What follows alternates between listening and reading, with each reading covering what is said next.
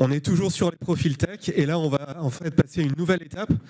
On a vu comment on pouvait essayer d'attirer les profils dans les entreprises. Maintenant l'enjeu c'est de savoir, une fois qu'on les a attirés, comment est-ce qu'on peut les fidéliser.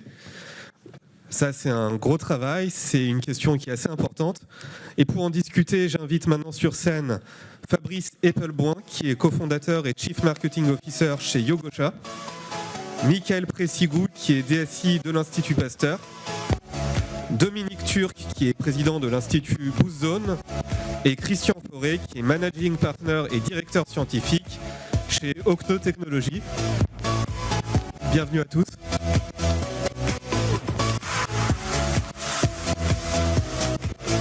Installez-vous où vous voulez, il n'y a pas de place attitrée. Donc avant d'entrer vraiment dans le vif du sujet, je vais demander à Christian Fauré de nous faire une petite mise en contexte d'une dizaine de minutes. Merci beaucoup.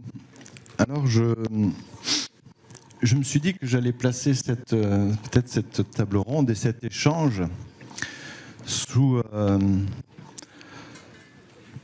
l'inscrire sous la figure de l'amateur. En fait, je vais faire un éloge de l'amatorat, qui n'est pas la même chose que l'amateurisme. Je crois que ce qui est le point commun de tous les talents du numérique que nous cherchons à recruter et à fidéliser, c'est que, et c'est valable pour n'importe quel talent, pas simplement le numérique, je crois, c'est que ce sont tous des amateurs. Alors, quand je dis tous des amateurs, qu'est-ce que ça veut dire? Ça veut certainement pas dire tous des charlots, pas sérieux, pas compétents, au sens où on peut employer quotidiennement le terme d'amateur en l'opposant au professionnel.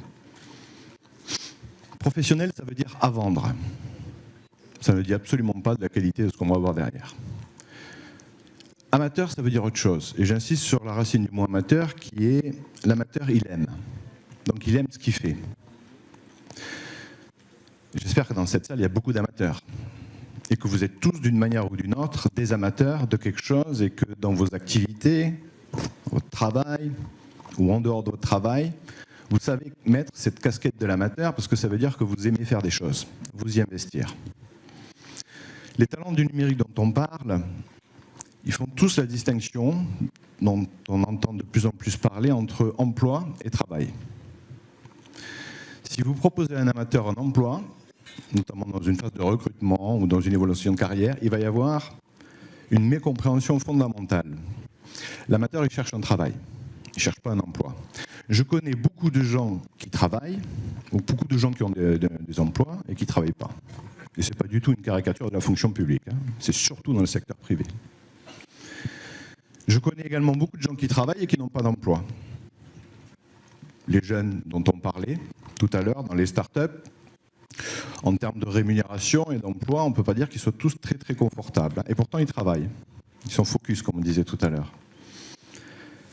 Je rappelle que dans l'économie du numérique où nous sommes aujourd'hui, et moi j'ai un profil un peu technique, donc tous les frameworks, les environnements de travail, les solutions logicielles, sont le fruit de précisément cette économie de l'amatorat, de l'open source. Je cite ici Linus Torvalds, l'inventeur de Linux, qui dit, quand on lui pose la question, c'était quoi Linux pour vous? Cette solution open source, système d'exploitation open source. Il disait, c'est un hobby. Un hobby, c'est le terme qu'il utilise. Mais très sérieux, il disait. Les amateurs aujourd'hui sont très importants et ça nous permet, je crois, d'éviter ce que j'entendais à la radio ce matin, c'était la matinale de France Culture, je crois David Graeber, qui est un anthropologiste et universitaire.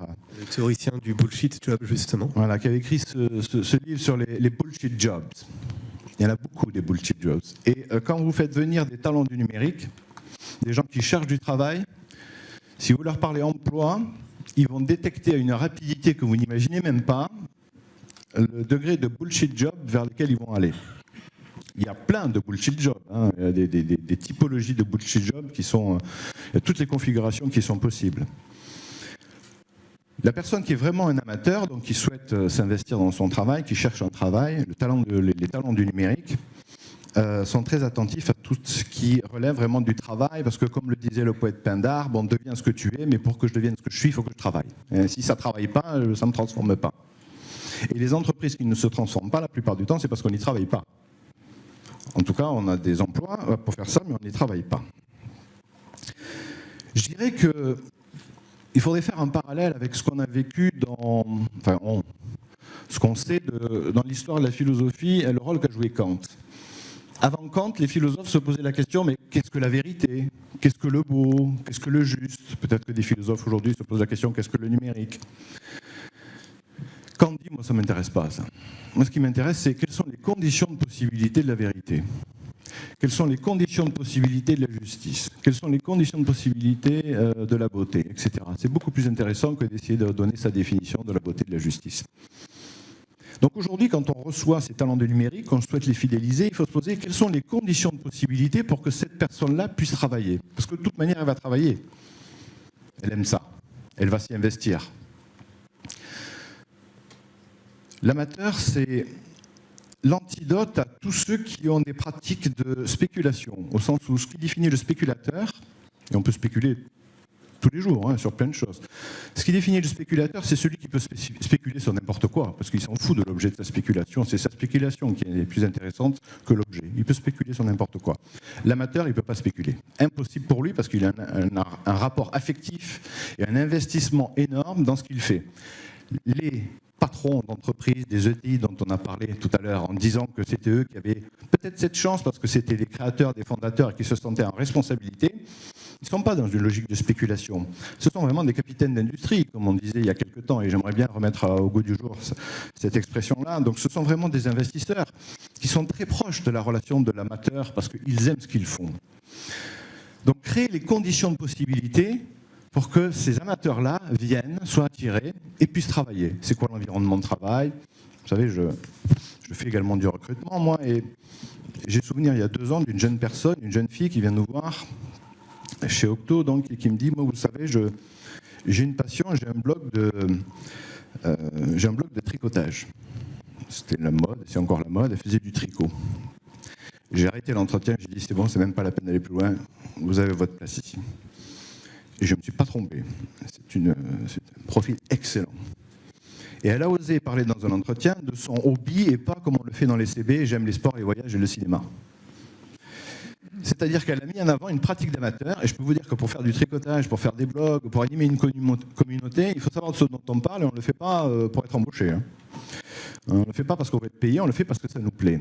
Et cet investissement qu'elle a dans cette pratique qui est le tricot, qui est très proche par certains aspects de tout ce qu'on retrouve aujourd'hui dans le monde du développement, où on parle de l'artisanat, du code bien fait, du rapport à un produit logiciel qui est bien développé, etc. Tout ça, c'est une vraie réalité et ça nous rapproche de plein d'activités que nous faisons tous. Et c'est cette vertu-là que les gens qui sont bons sont capables de détecter. Alors, si vous êtes dans des logiques, les dichotomies emploi, etc., vous êtes à côté de la plaque. Identifier le travail, quelles sont les conditions de possibilité pour que ces personnes-là puissent s'épanouir et vous transformer aussi, parce que c'est aussi accepter que ces gens vont vous challenger, bien évidemment. Il y a enfin, c'est le dernier mot que je voudrais dire, c'est que le fond de tout ça, c'est la question que les économistes, depuis Marx, appellent la prolétarisation. Qu'est-ce que c'est un prolétaire? C'est pas ce qu'on entend tous les jours. Le prolétaire, c'est pas quelqu'un qui est pauvre ou la classe ouvrière, etc.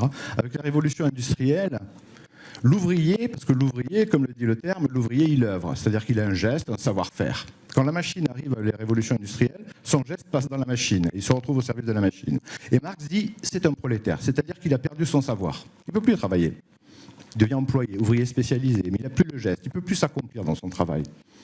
Et avec la vague de digitalisation dont on parle et tous ces débats sociétés sur est-ce que je vais perdre mon travail, est-ce que l'intelligence artificielle va prendre mon travail, etc., on est tous menacés de prolétarisation. Il y a des intelligences artificielles qui commencent à siéger au siège des conseils d'administration et qui ont un bulletin de vote. C'est peut-être anecdotique, mais peut-être qu'au bout d'un moment, ça va devenir un petit peu plus important. Donc on est tous menacés d'être des prolétaires, c'est-à-dire de ne plus pouvoir travailler, précisément. Et donc de ne plus avoir développé des savoirs. Et si on ne développe pas des savoirs, des savoir-faire, des savoir-être, des savoirs théoriques, toute forme de savoir, eh bien on se retrouve désœuvré, sans œuvre. On ne peut pas travailler. Et cette jeunesse que j'essaye, moi, de faire venir, de faire monter en compétences, d'accueillir, de proposer des conditions de possibilité de travail, ils sont la plupart du temps désœuvrés. Ils ne demandent qu'à avoir une œuvre. Et je trouve que cette figure qu'il porte, qui est la figure de l'amateur, il souhaite s'investir, c'est vraiment j'allais dire l'antidote à tout ce qui est démarche de prolétarisation. C'est-à-dire dans plein d'activités, combien de patrons je vois avec qui je discute, qui sont en charge parfois du digital, me disent « C'est Christian, j'y comprends rien ». Ça va à la vitesse de la lumière, c'est un peu ce que disait Alan Greenspan juste à la suite de la crise des subprimes quand il était interviewé devant la Chambre des représentants. Mais enfin, vous étiez le patron de la Réserve fédérale, c'est-à-dire un peu le patron de l'économie mondiale. Qu'est-ce qui s'est passé ? Il dit « J'y comprends rien ». Ça va à la vitesse de la lumière, high frequency trading. Donc c'est un prolétaire à 1 million d'euros par mois. Donc on voit que ça n'a rien à voir avec la rémunération. Nous sommes tous menacés dans nos activités de ne plus comprendre ce qu'on fait parce que ça va à la vitesse de la lumière, l'intelligence artificielle, etc. Donc la figure de l'amateur, de recruter des talents et de les maintenir, c'est cette capacité, c'est un véritable antidote dans les sociétés pour précisément faire face à ce que j'appelle aujourd'hui une vague de, comme on parle de désamiantage, de déprolétarisation. Retrouver le travail. Et le travail, c'est générer des savoirs. Et moi, je dis, en français, on a une chance, c'est qu'entre savoir et saveur, c'est la même racine. Et on sait tous qu'il y a des environnements de travail qui ont de la saveur. Et ça, les talents du numérique les détectent très vite. Et voilà, c'est pourquoi je voulais faire cette petite éloge de l'amateur pour introduire notre discussion. Merci beaucoup. En tout cas, ce qu'on retient vraiment les mots forts, c'est que les entreprises doivent attirer les amateurs pour leur permettre de faire leur œuvre. Justement, Fabrice Eppelbranch chez Yogosha, comment vous faites pour attirer ces amateurs et pour leur permettre de s'auto-réaliser ? Alors, et d'abord, si brièvement, vous pouvez aussi présenter votre société pour ceux qui la connaissent. Oui, on va commencer par ça parce que sinon le reste va être complètement incompréhensible. Yogosha, c'est une plateforme de bug bounty. Alors très concrètement, on met en relation des entreprises qui cherchent à identifier des failles de sécurité informatique sur leurs infrastructures, sur leurs applications, sur toutes les technologies qu'elles développent, et une communauté de hackers qu'on a soigneusement sélectionnée de façon à ce que celle-ci identifie les failles, les documente et les propose à la vente aux entreprises. C'est une nouvelle façon d'envisager la cybersécurité. Ça fait suite à une précédente approche qui allait beaucoup plus traditionnelle. On achète du jour homme d'experts en cybersécurité auprès de grandes sociétés.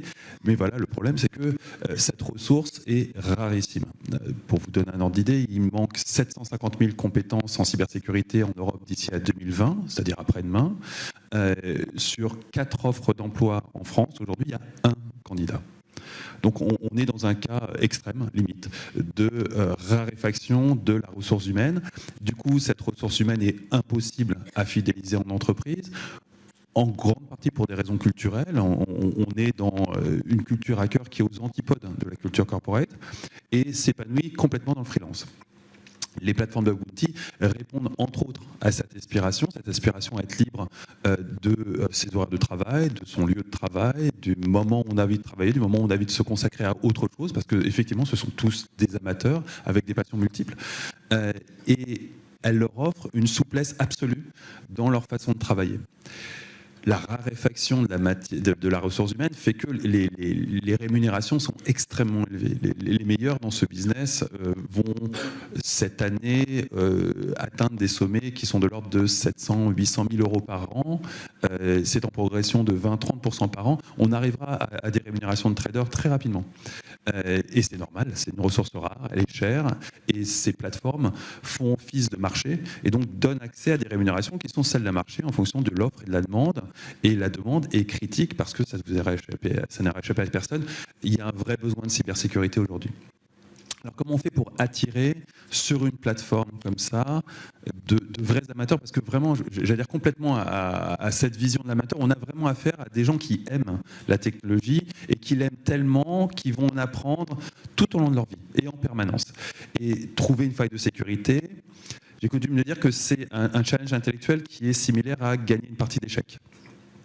Le problème, c'est qu'il y a un cadre législatif qui est très contraignant et il est hors de question d'aller jouer aux échecs avec le système que vous allez trouver à une adresse internet au prétexte qu'il présenterait des failles. Ça, c'est totalement illégal.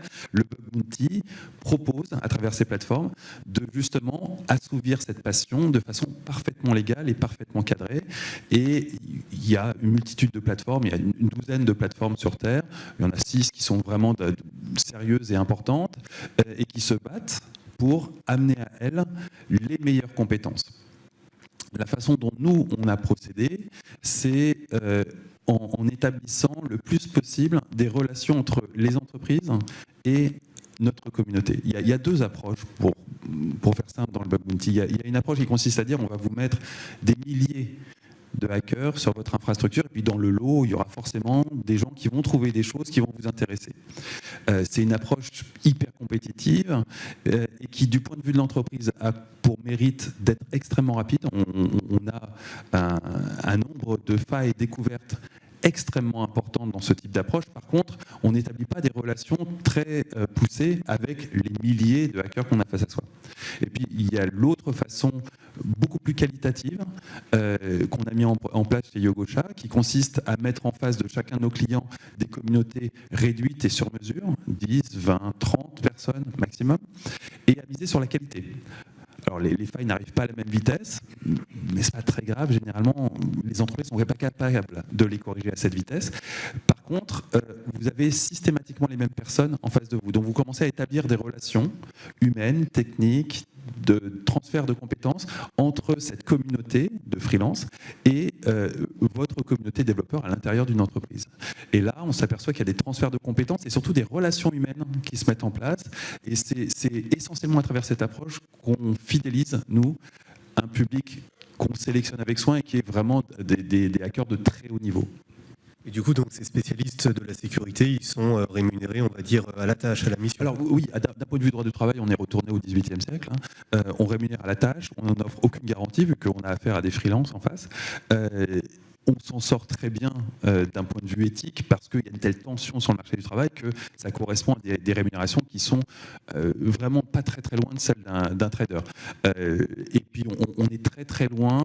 La perspective d'un monde où il y aura suffisamment de talents en matière de cybersécurité est vraiment très très éloignée. Donc de toute façon, on n'a pas trop de problèmes en termes de droit du travail à se poser dans l'immédiat. On est aux antipodes de Uber qui lui fait appel à une ressource qui est extrêmement disponible, très facile à former. Ça, c'est intéressant d'ailleurs, c'est une théorie qui a été forgée par, il me semble, un économiste anglais qui s'appelle Holding, qui dit qu'en fait aujourd'hui, on est retourné à une forme de Moyen-Âge avec un travail à la tâche, où d'un côté, on va avoir effectivement les serfs, c'est-à-dire les gens qui travaillent pour Uber, par exemple, et d'un autre côté, des gens qui sont en position de force, des sortes d'amateurs, de mercenaires, de chevaliers, qui eux monnaient en fait leur talent au prix fort. C'est intéressant quand même. Oui, très clairement. Je suis à un extrême de ce spectre-là, mais oui, très clairement, c'est quelque chose qui se dessine, qui n'est pas forcément très réjouissant. Moi, j'ai l'avantage de pouvoir l'observer dans une position extrêmement confortable, parce que je n'exploite personne, au contraire, je rends des gens qui ont déjà des rémunérations très confortables. La plupart des gens qui sont dans la communauté sur Yogosha ont également des emplois, des CDI, dans des entreprises tout à fait respectables comme Thales ou Orange Cyberdéfense. Mais c'est clair qu'on va voir arriver, si tant est que la législation le permette, et si elle ne le permet pas ici, elle le permettra dans d'autres pays, des plateformes qui vont également rémunérer à la tâche, je pense à Amazon Turk, sans la moindre garantie, qui vont créer une précarité absolue et potentiellement extrêmement dangereuse. Si on rentre dans un système où la majorité est perdante, dans le grand système économique qu'on est en train de construire, qui se transforme au jour le jour, si la majorité est perdante, n'oubliez pas qu'elle vote. Et on va se retrouver à saboter nos propres démocraties.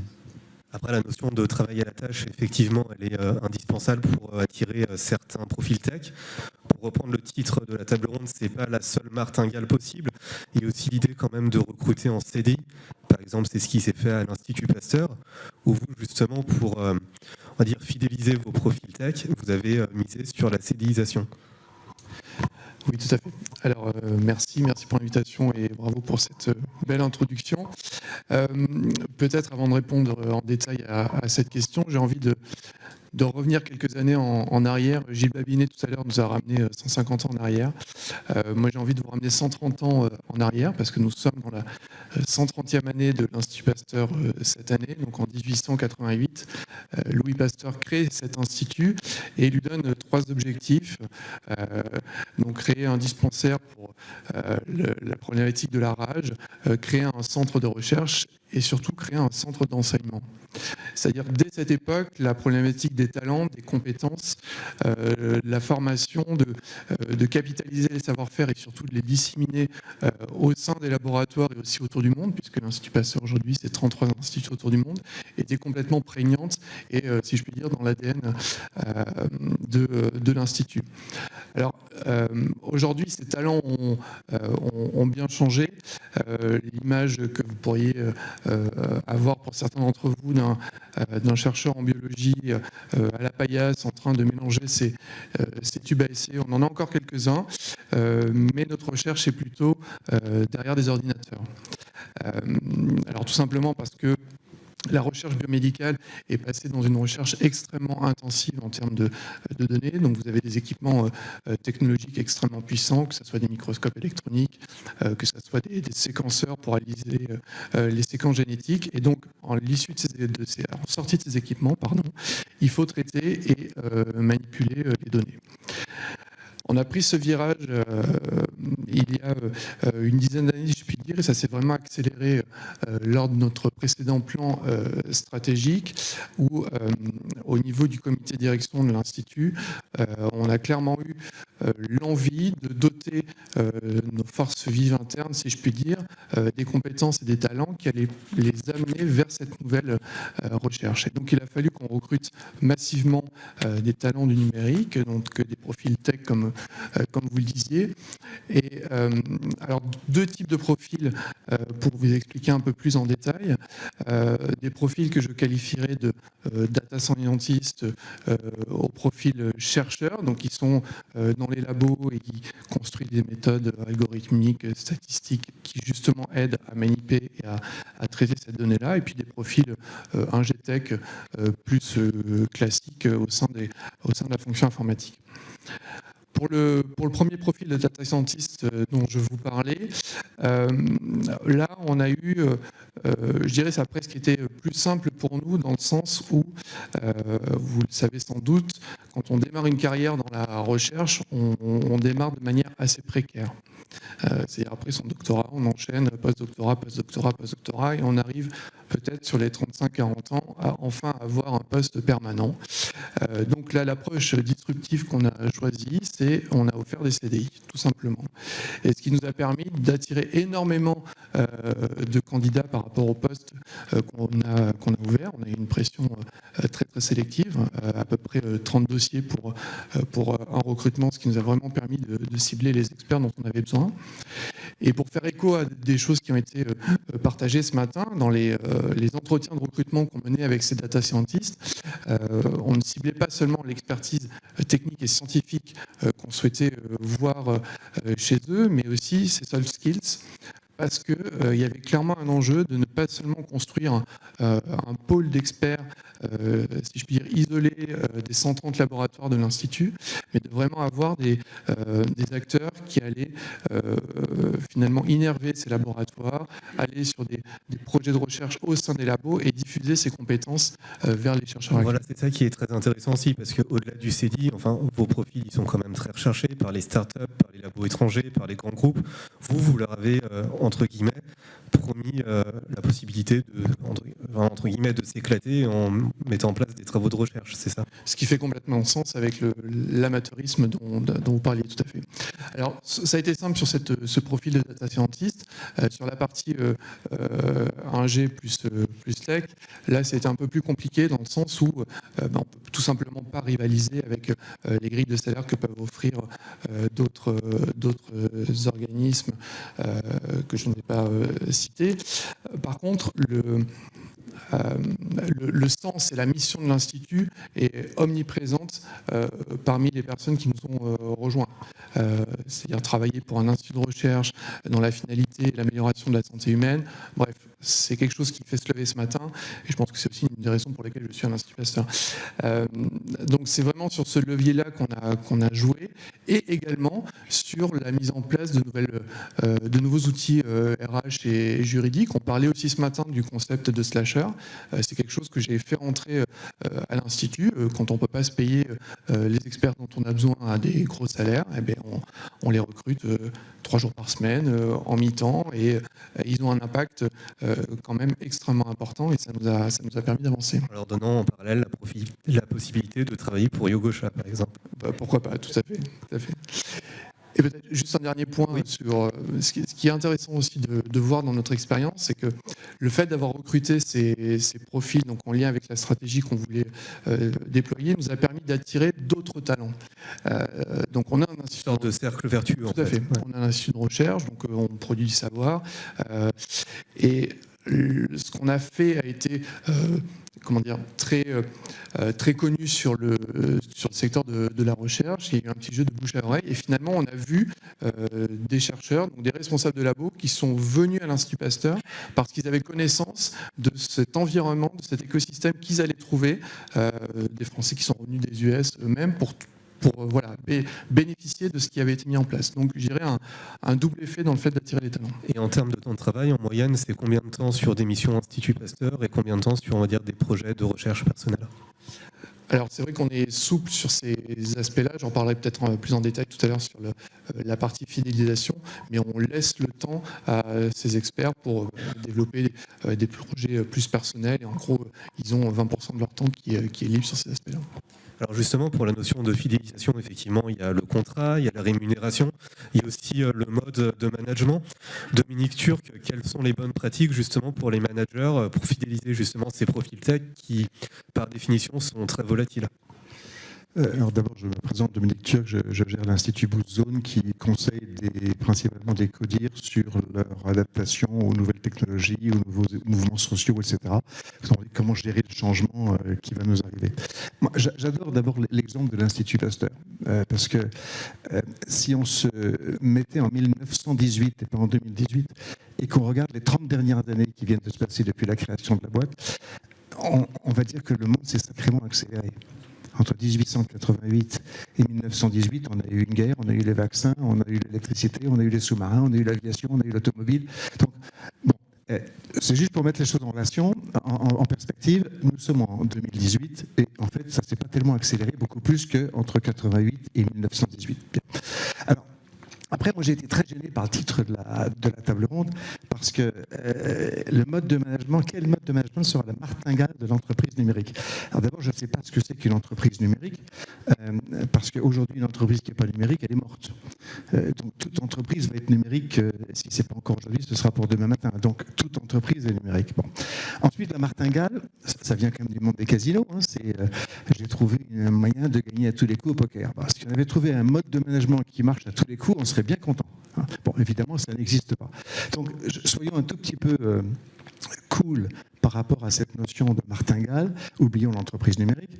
Et autant il n'y a pas de recette, autant je crois qu'on peut commencer à voir un certain nombre de choses dans le management des entreprises qu'il va falloir mettre en œuvre. Et il y a toute une liste, mais je vais juste prendre 3 ou 4 points, pour gagner dans cette course du changement plus ou moins rapide. Le premier, et on l'a un peu mentionné tout à l'heure, ça a aussi été mentionné dans d'autres tables rondes, c'est la notion d'obsolescence. Autrement dit, un élément de management aujourd'hui, c'est d'accepter son obsolescence. D'accepter son obsolescence personnelle sur ses propres compétences, d'accepter l'obsolescence de l'entreprise, et donc de l'accepter et donc d'aller se battre contre. Qu'est-ce qu'on peut faire contre sa propre obsolescence, contre l'obsolescence de savoir-faire de ses équipes, contre l'obsolescence de ses process? Parce qu'en permanence, on est en train d'être mis en position d'obsolescence. Ça, c'est la première chose. L'accepter, c'est pas évident.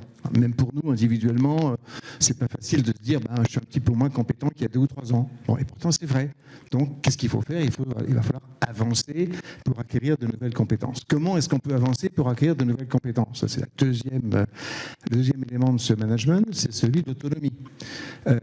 On ne va pas pouvoir dire à tout le monde comment se former. On ne va pas pouvoir tous se former. Donc la vraie question, c'est suis-je autonome pour aller moi-même chercher les éléments dont je vais avoir besoin pour vaincre mon obsolescence, et suis-je bon en tant que manager pour aider mes équipes à voir comment aller vaincre leur propre obsolescence? C'est une façon complètement contraire de regarder la formation. Donc pas en positif, mais quelque part en négatif. Qu'est-ce que je dois faire pour ne plus être obsolescent?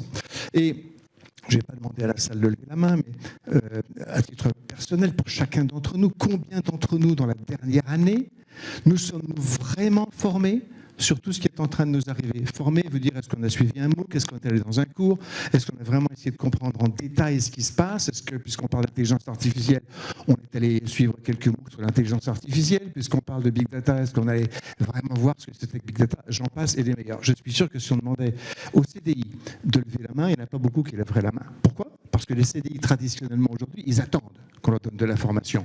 Ceux qui vont chercher la formation, ceux qui sont vraiment autonomes aujourd'hui, c'est justement pas les CDI, c'est les amateurs. Et là, il y a une force incroyable de l'amateur. Et donc, pousser les amateurs, c'est pousser les gens qui sont autonomes à se former et à aller contrer leur obsolescence. Donc, pour moi, ça, c'est vraiment un point extrêmement important de management. Encourager la reconnaissance de l'obsolescence et encourager l'autonomie pour se battre contre. Parmi les choses qu'on peut faire pour ça, il y en a une qui est très très simple, qu'on a baptisé collaboratif ou intelligence collective. Alors, le problème, c'est que c'est un mot qui a été galvaudé depuis 10 à 15 ans, le collaboratif, et on l'a de plus en plus assimilé à des outils. Ah, on va mettre Yammer, c'est génial, tout le monde va se mettre à collaborer. Ben, c'est pas ça le collaboratif, c'est pas ça l'intelligence collective. La vraie question de l'intelligence collective, c'est comment est-ce qu'on va s'enrichir les uns les autres.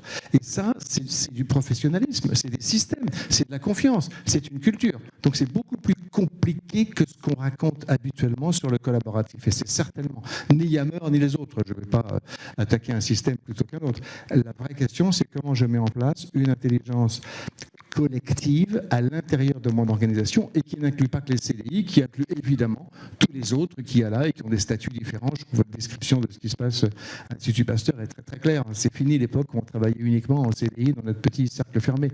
On est dans une multi-statutarisation des individus qui est devenue la norme dans notre société. Alors, et le dernier point, et je vais m'arrêter là sur ces notions d'éléments de management qui pourraient être une martingale, c'est est-ce que nous sommes capables, dans une entreprise, surtout les grandes, et moi je travaille surtout avec les grandes, de donner du sens, de donner une raison, de donner une éthique dans l'entreprise. Et si on n'est pas capable de ça, ben, on ne va pas réussir à attirer qui que ce soit.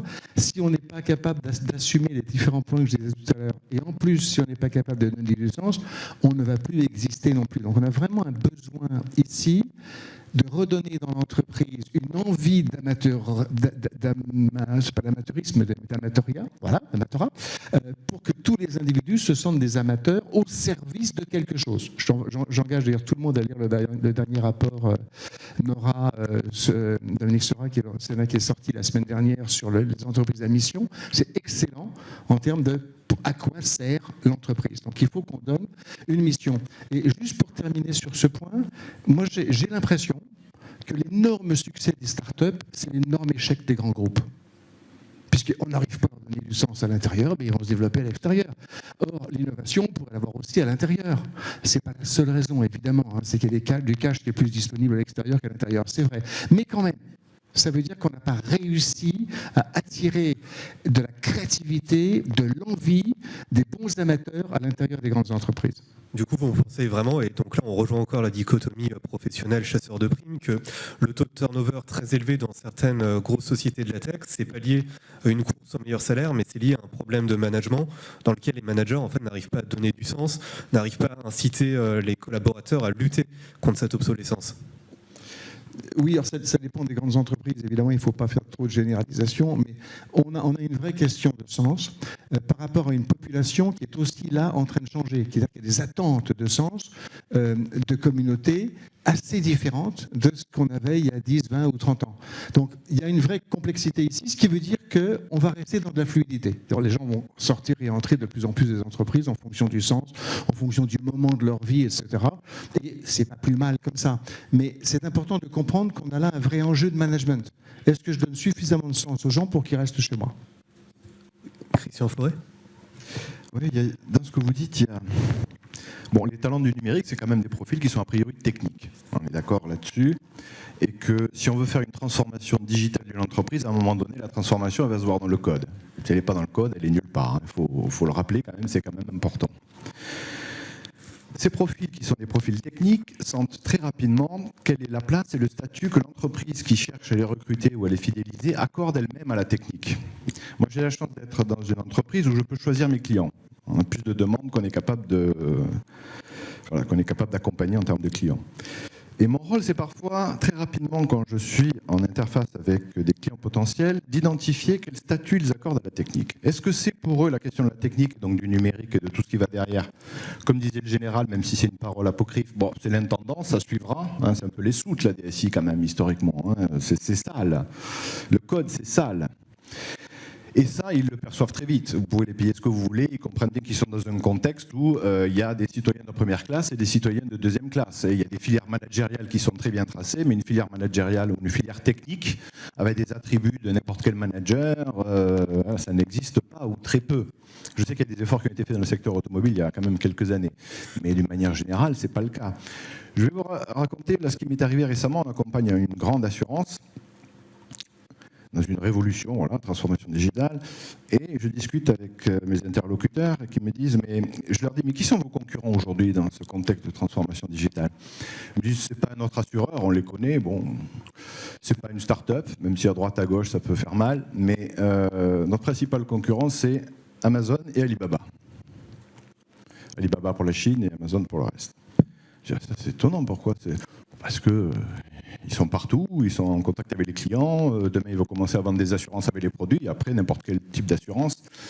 Et leur révolution copernicienne, pour attirer aussi des talents, ça a été de dire « je suis une technologie compagnie ». Et il se trouve que je vends des assurances. Et peut-être demain je ferai autre chose.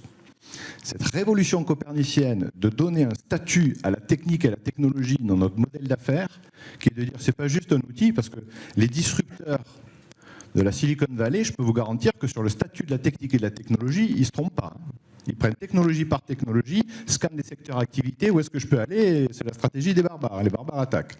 Donc ils ne sont pas du tout naïfs sur le rôle de la technologie dans les transformations dont nous parlons. Alors que les entreprises traditionnelles s'appuient sur des process, sur des régulations qui existent, mais qui durent un certain temps, et elles occultent complètement le rôle et le statut de la technique. Donc les profils techniques, les talents du numérique le sentent très vite. Ils n'auront jamais leur rôle à jouer dans cette entreprise. On leur dira toujours ce qu'il faut faire. Leurs idées ne seront jamais entendues, parce que bien évidemment, toutes les opportunités aujourd'hui viennent du numérique. Elles ne viennent pas des métiers, entre guillemets. Aujourd'hui, les métiers délirent par rapport à la technique, parce qu'ils ne la comprennent pas, et en même temps, ils ne veulent pas s'y investir. Ou alors, il y a des doutes, il y a des interrogations, est-ce que j'ai l'âge, est-ce que je pourrais, etc. Mais c'est nécessaire.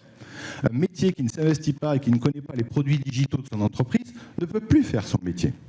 C'est plus possible. Donc le rôle et le statut de la technique et de la technologie, il est premier.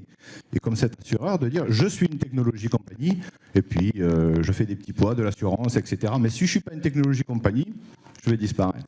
Et ce rôle du statut de la technique, les talents du numérique l'identifient très très rapidement.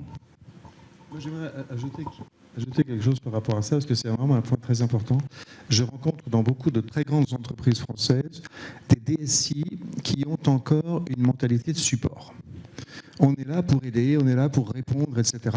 Or, et je suis tout à fait d'accord avec vous, c'est plus du tout cette mentalité qu'il faut. Il faut aujourd'hui qu'ils aient une mentalité de proposition. Nous voyons ce qui va se passer et qu'est-ce qu'on pourrait faire avec. Nous voyons les datas qu'on pourrait utiliser et ce qu'on pourrait faire avec. Et je trouve qu'on sous-utilise aujourd'hui les compétences des DSI.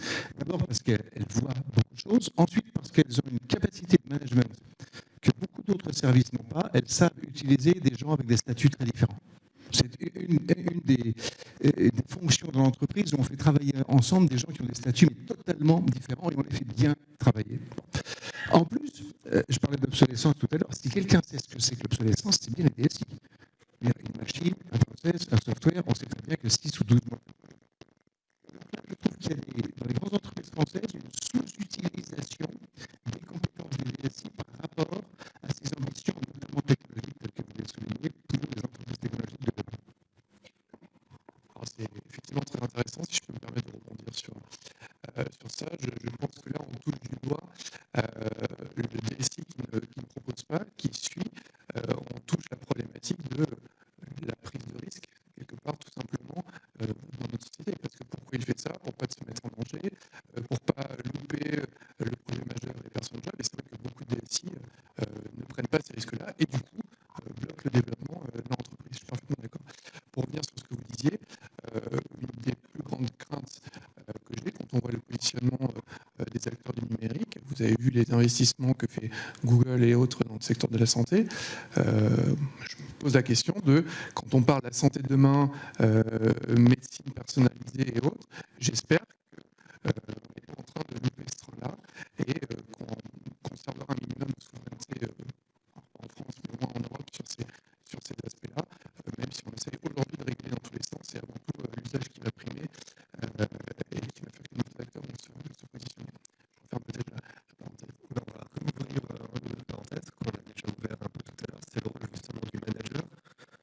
Vous, à l'Institut Pasteur, vous dites qu'il y a 5 vecteurs en fait, de motivation que le manager peut utiliser, c'est ça? Oui, sur les aspects de fidélisation, moi je pense que fidéliser, c'est tout simplement garder motivé. Voilà. Et pour garder motivé, il n'y a pas... de toute façon, il y a la littérature parle beaucoup sur ces sujets. Si vous lisez pas mal de choses sur le coaching ou autre, il y a pour moi 5 leviers. Il y a l'intérêt de votre job, il y a le développement personnel que vous pouvez en tirer, la reconnaissance que vous avez à travers votre job, l'autonomie finalement, et puis les perspectives de développement. Et alors chacun est différent par rapport à ces 5 leviers. Et ce qu'on a essayé de mettre en place à l'Institut, c'est des dispositifs qui vont toucher l'un ou l'autre et chacun se reconnaît finalement dans ce qui lui plaît le mieux. Sur l'aspect reconnaissance, typiquement, alors quand on parlait des data scientists qui sont plus du côté recherche tout à l'heure, ça va de fait par rapport à la nature de leur métier. Leur métier, c'est publier dans des revues scientifiques, donc être revu par leurs pairs, et donc ils ont cette forme de reconnaissance. Pour les ingés techniques que je vous évoquais tout à l'heure, donc plus au sein d'une fonction SI, mes équipes, comme ils ont aussi du temps libéré pour eux, donc contribuent sur des projets open source comme vous l'évoquiez, publient dans des revues plus techniques aussi sur des développements qu'on a pu faire, et cette reconnaissance vient aussi de là. Ils interviennent dans énormément de conférences très techniques, que ce soit en France et aux US, et donc ils ont cette forme de reconnaissance.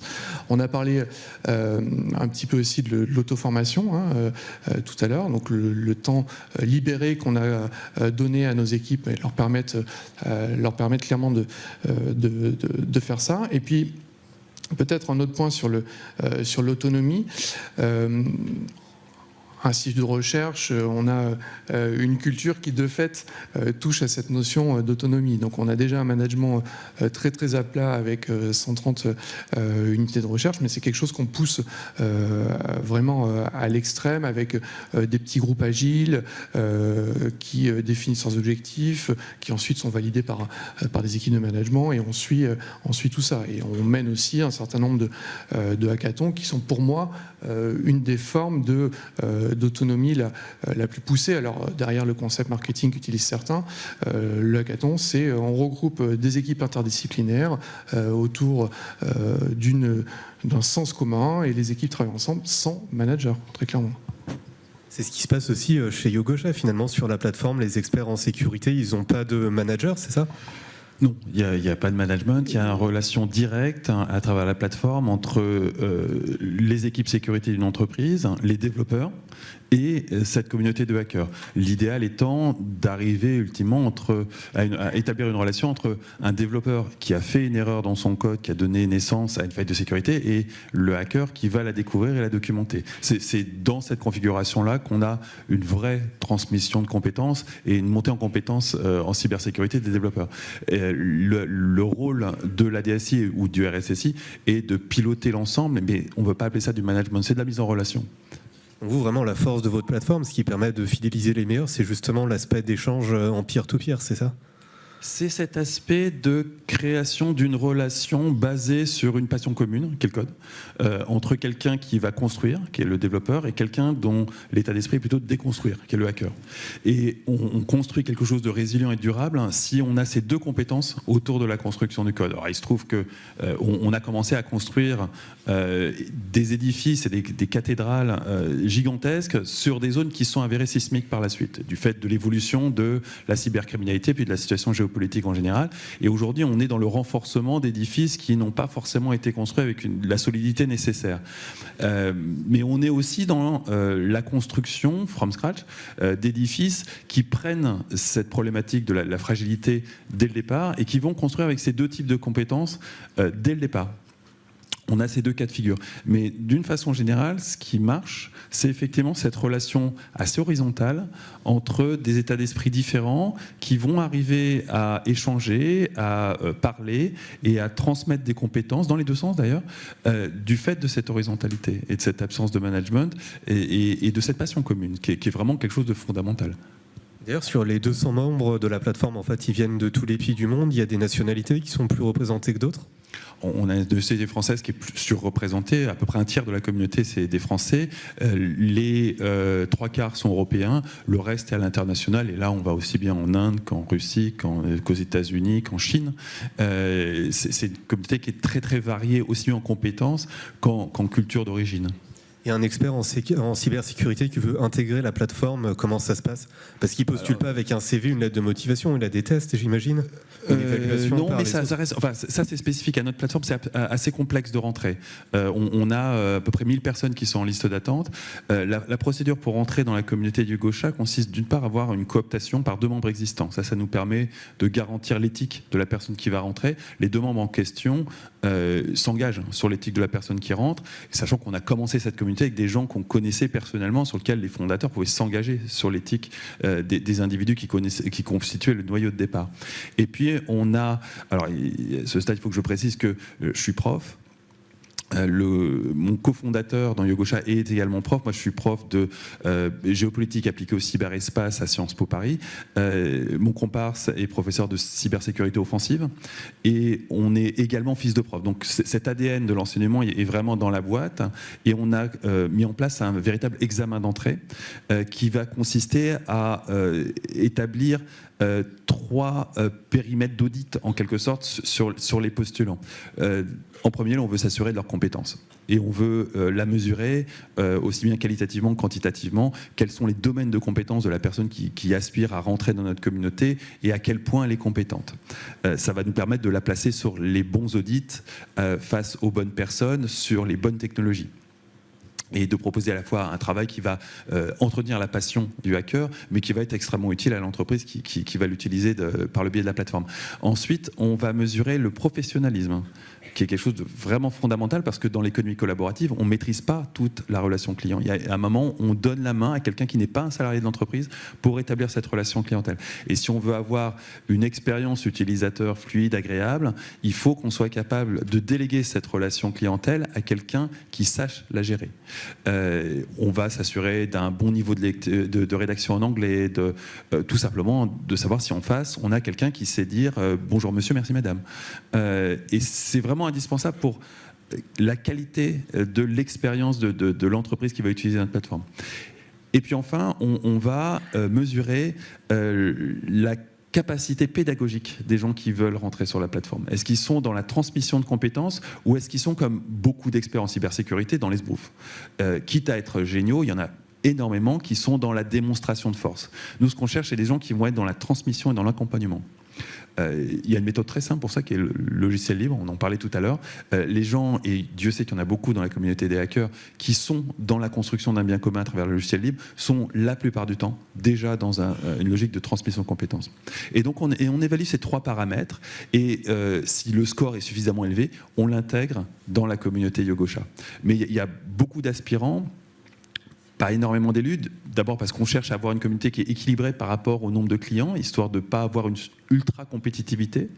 Yogosha, du point de vue des hackers, c'est un endroit où on gagne bien sa vie, où on n'est pas dans un rush total parce que 3000 personnes sont en train de faire l'audit en même temps et qu'il faut être le premier à déposer un rapport de faille, sinon on sera le second et évidemment on ne paye que le premier dans ce système-là. Du coup, on privilégie la qualité sur la quantité. Ce qui fait qu'on constitue une communauté qui est en croissance continue mais raisonnable, avec exclusivement des experts de très haut niveau qu'on va catalogués auxquels on va demander leur identité réelle. On est la seule plateforme au monde à faire ça. On a l'identité réelle qui est validée par un tiers de confiance et nos clients ont accès à l'identité réelle des hackers. Donc on n'est plus du tout dans cette logique assez proche au milieu du hacking d'avoir des gens sous pseudonyme. Chez nous, nos clients ont accès à l'identité réelle, même si la règle et la norme veut qu'on s'adresse aux hackers à travers un pseudonyme. Et puis on a une traçabilité totale. Pour auditer un client, nos hackers passent par un VPN qui trace tout ce qui se passe. Du coup, on est dans une logique de transparence et de traçabilité qui est assez disruptive dans le monde du hacker, mais qui permet vraiment d'assurer une qualité de service continue et cette mise en relation qualifiée dans un contexte de confiance où la transparence et l'accès à des informations comme l'identité civile de la personne avec qui on travaille va contribuer vraiment à établir des relations et des transmissions de compétences. J'insiste là-dessus, c'est vraiment l'un de nos objectifs principaux quand on a conçu cette plateforme, c'était d'avoir une véritable offre pédagogique à proposer aux entreprises, en plus évidemment d'une offre qui consiste à identifier et les sécuriser, identifier leurs failles de sécurité et les sécuriser. Et une fois qu'il est entré, la place est tellement bonne du coup qu'il est automatiquement fidélisé, ce qui est peut-être un peu différent dans le cas finalement de profils tech qui sont salariés. Et justement, les managers, est-ce qu'ils sont conscients de toutes ces problématiques? Et est-ce qu'aujourd'hui, ils ont globalement des compétences, on va dire, en fidélisation, en management de la fidélisation? Alors, je pense qu'il y a quelque chose qui est extrêmement important pour les managers et qui d'ailleurs touche au levier de fidélisation que j'évoquais tout à l'heure. C'est-à-dire qu'il faut vraiment faire prendre conscience aux managers qu'ils arrêtent d'aller sur le fait d'engager leurs équipes sur le comment. Voilà, c'est l'expertise, elle est dans les équipes. Donc il faut vraiment réussir à les engager sur l'objectif, le cap, le sens. Après, le comment, les équipes se débrouillent, ça fait partie de l'autonomie, ça fait partie de l'épanouissement au travail de chacun. Et ça, c'est quelque chose sur lequel on fait extrêmement attention à l'Institut pour laisser place à cette autonomie et à ce développement des équipes. Je laisse le mot de la fin à Christian Fauré. Oh, le mot de la fin, je ne sais pas, mais sur cette question des managers, chez nous, on est une filiale d'Accenture, donc on est à peu près un peu moins de 500. On n'a pas de manager, pas besoin de manager. Au sens où des gens qui managent, on n'en a pas besoin. Tout le monde fait du management. Et dans cette transformation-là, pour les entreprises plus traditionnelles et plus grosses, il y a une vraie crise du middle management qui existait par sa capacité à quand même encore à dire ce qu'il faut faire, comment il faut faire. Manager, ça veut dire décider quand même. Et quand vous décidez d'un certain nombre de choses, notamment dans l'environnement des technologies, vous décidez d'assez loin, finalement. Et plus vous êtes loin, plus vous êtes, comme on dit, hors sol. Et prendre des décisions quand on est hors sol par rapport au terrain, ça devient très très dangereux. Et surtout quand on est dans les activités de code. Donc vous êtes obligé de déléguer à des équipes des capacités d'autonomie dans leur prise de décision au quotidien. Parce que si vous dépendez d'un manager, le temps que ça monte, qui vous donne la validation, vu le nombre de sujets qu'il y a, ce qu'on appelle le time to market, c'est-à-dire là où votre logiciel ou vos produits numériques vont être sur le marché, c'est pas parce que vous n'avez pas les talents, c'est parce que vous avez du management qui a voulu décider de trop de choses. Donc il y a un vrai lâcher-prise au niveau du manager qui ne doit pas être manager au sens je suis que manager. Je pense que dans des contextes numériques, il n'y a pas besoin de manager. Tout le monde est manager, plus ou moins, avec des sensibilités différentes, parce que tout le monde n'est pas le même amateur. Il y en a qui sont paternalistes, il y en a qui sont dirigistes, il y en a qui sont mentoring, enfin il y a des formes de management très différentes. Chacun doit trouver la corde qui lui va bien et qui est reconnu pour ça. Mais un poste de manager dans le middle management, ça devient quand même très très difficile, très très difficile. Ce sont les premiers à... On n'a pas de problème avec les équipes d'une manière générale dans ces transformations-là. Les équipes disent elles sont prêtes, on leur fait des plans de conduite du changement, mais c'est les premières à vouloir démarrer, il n'y a aucun problème avec elles. Il y a un problème sur le statut des middle management. Qu'est-ce que je fais? Qu'est-ce que je deviens? J'étais mesuré par le nombre de personnes que j'encadrais, du coup qu'est-ce que ça va devenir? Et puis ce qui avait été évoqué dans la table ronde précédente, c'est les CODIR et les COMEX. Alors là, tout le monde me dit, allez leur parler là-haut parce qu'ils ne comprennent rien. Là, quand on parle de hors-sol sur le numérique, là, on est bien, quoi. C'est un vrai risque pour la France, là, pour le coup. Là, le côté complètement déconnecté des CODIR et des COMEX sur les questions du numérique est assez effrayant. Hein. Ce sont les mêmes moi j'avais publié un livre chez Flammarion en 2008.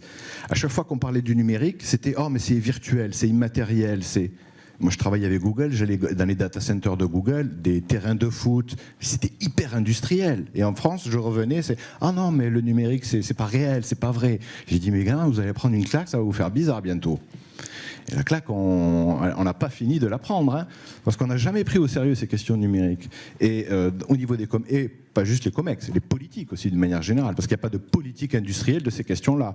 J'ai travaillé dans des entreprises qui se gaussaient du fameux plan calcul en France. Hein, mais toutes les boîtes Capgemini, Steria, etc. sont issues du plan calcul. Il n'y aurait pas les génies et les informaticiens qu'on a en France, parce que je peux vous dire que quand les Américains arrivent en France, en matière de talent, ils vous disent, et dans la sécurité peut-être aussi, vous en avez des bons en France. Hein, il n'est pas rare de voir des... Yann Lequin, qui est le patron de l'intelligence artificielle chez Facebook, donc il y a du talent, il y a du génie en France. Par contre, au niveau des CODIR et des politiques, il y a quand même de vraies difficultés à comprendre l'ère du temps et la nécessité d'avoir une politique industrielle de ces questions-là. Parce que je peux vous garantir qu'aux États-Unis, la Silicon Valley, c'est pas 1068 hein, pour fêter l'anniversaire. Il y a des politiques publiques derrière qui arrosent largement pour que ces industriels-là puissent s'épanouir, innover. Bon, et voilà. C'est tout un écosystème. Hein. C'est pas juste les gros groupes, les startups, c'est les politiques, les économies politiques qui sont lancés. Donc si en France on a tous ces talents du numérique et ces ingénieurs, on en a beaucoup plus que dans d'autres pays, c'est parce qu'il y a eu des plans calcul, hein, aussi ridicule que ça puisse paraître après coup, c'est quand même très important ces politiques publiques. Hein. Très bien, merci beaucoup. Je vois qu'il nous reste 15 secondes exactement, donc ça va être suffisant pour conclure cette table ronde. Remercier tous les invités et vous donner rendez-vous demain pour une deuxième journée d'université numérique du MEDEF. On parlera notamment de formation, de rôle des pouvoirs publics justement pour accompagner la transformation numérique, pour rejoindre ce qu'on vient de dire. Donc à demain. Merci beaucoup.